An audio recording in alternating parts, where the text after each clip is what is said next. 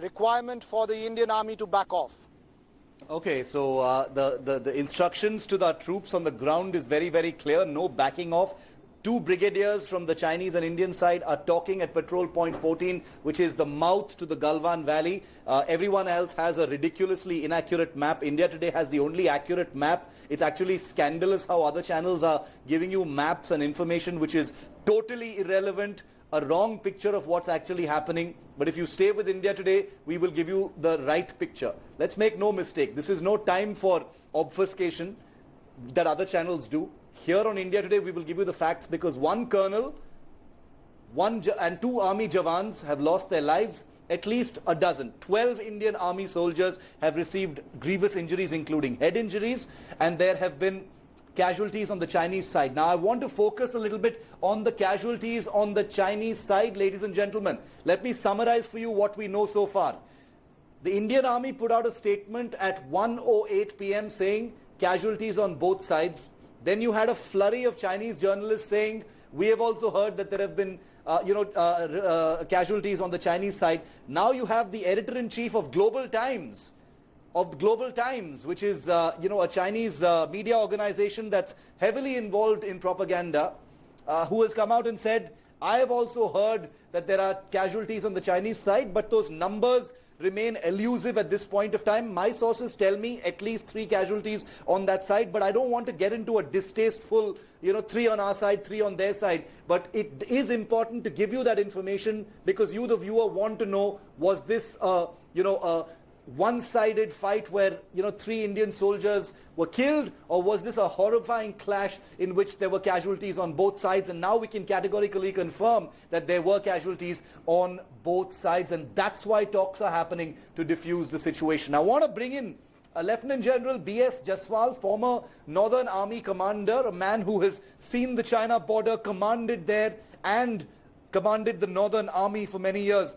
General Jaswal, welcome. A very, very difficult situation. 2 brigadiers are talking at patrol point 14 in Ladakh. What do you think is going to happen next, sir? You see, there's going to be a process wherein they're going to decide how exactly to de-escalate the thing. Because the way the things are unfolding by the minute, what we are understanding is that the design with which the Chinese had stayed put over there, how the skirmish took place, the intent part of it was not to aggravate it to this level. So I think there is space. We can de-escalate. Otherwise, the ramifications are, of course, all the points get activated.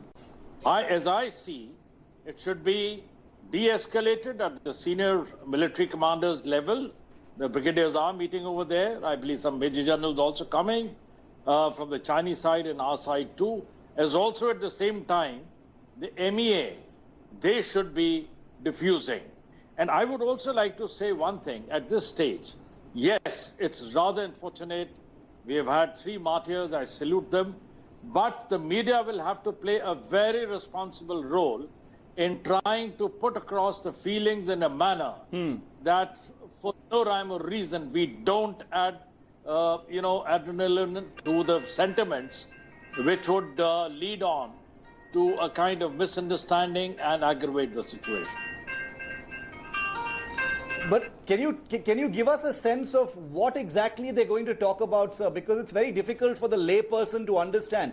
3 Indian Army personnel, including the commanding officer of the battalion there, has lost their lives in this clash.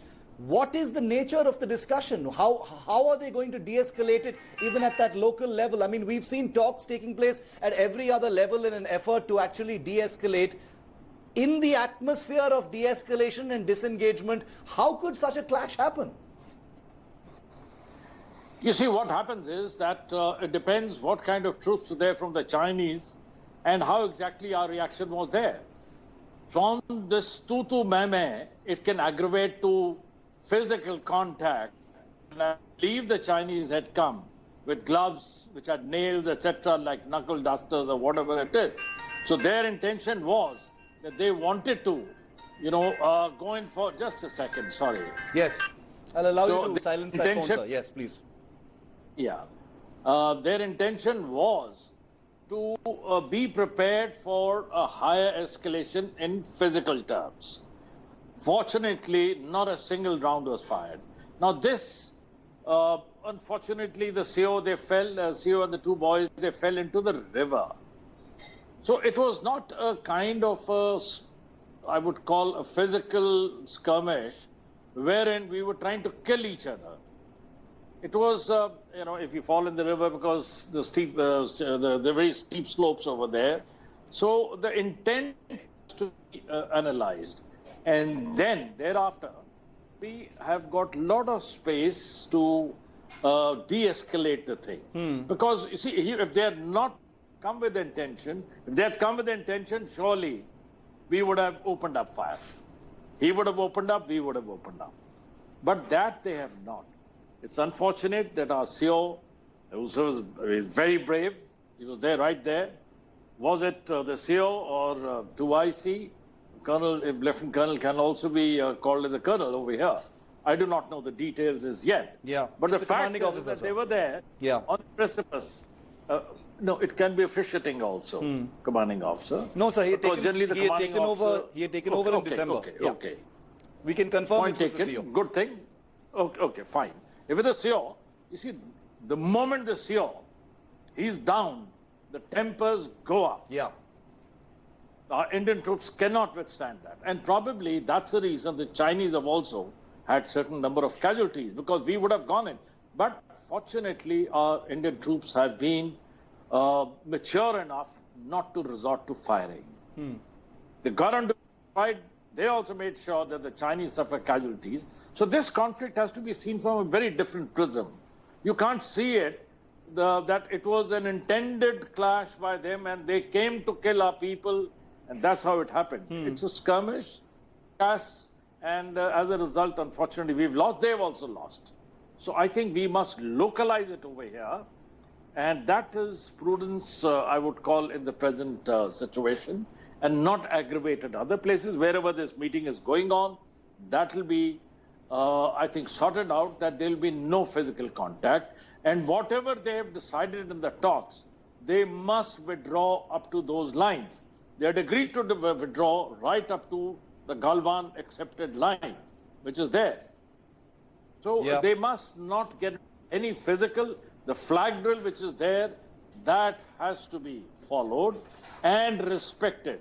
This kind of a thing, I think, will be gone into, so that there is no physical contact in future and no kind of fracas of this nature takes place. Yeah, to bring you in now, we understand that the Defense Minister has met with all the service chiefs, the CDS. He's going to be briefing the Prime Minister via a video conference link as well. You know, we do know that, you know, talks have been happening at every possible level, from the additional secretary level, External Affairs Ministry, in the army, from Colonel to Brigadier to Major General to Lieutenant General. What does that say about the talks, sir? The fact that such a violent brawl took place, can it be isolated from the fact that de-escalatory talks have been taking place at all these levels over the last 1 month? You see, within de-escalatory talks, which are going on, they are going at a higher level. Okay, yeah, General Jaswal, you can finish, then I'll get the same answer from General Bhatia. Yeah. Okay, and